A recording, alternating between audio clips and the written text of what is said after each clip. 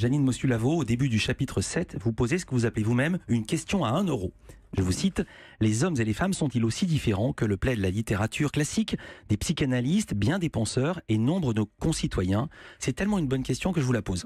Alors, je vais répondre, c'est-à-dire que les hommes et les femmes, aujourd'hui, d'une manière générale, ne sont plus si différents qu'ils ont pu l'être dans d'autres siècles, d'autres années. En quoi se rapprochent-ils ? Alors, ils se rapprochent parce que la situation, d'abord surtout la situation des femmes a changé. Je veux dire, maintenant, elles travaillent, elles gagnent leur vie, elles sont indépendantes. Bon, pas toutes à 100%, mais enfin, c'est quand même, le trend, c'est quand même ça. Et elles n'ont pas de raison, je dirais, de se comporter si différemment que ça, les hommes. Elles ont les mêmes rôles, les mêmes fonctions. Je vais résumer. Dans l'amour, Ouais. jusqu'à maintenant, on disait, au fond, l'homme propose, la femme dispose, et c'était les hommes, pour eux, l'amour, c'est le sexe, alors que pour les femmes, c'est l'amour, c'est les sentiments, etc. Et elles veulent bien accepter le sexe parce que c'est le moyen d'avoir l'amour.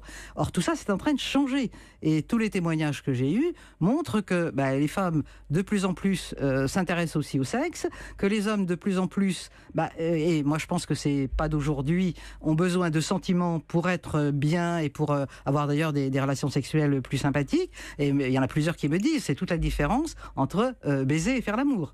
Et faire l'amour, ça veut dire qu'on a aussi de la complicité, des sentiments, et quelque chose de plus que simplement la rencontre, je dirais, des épidermes.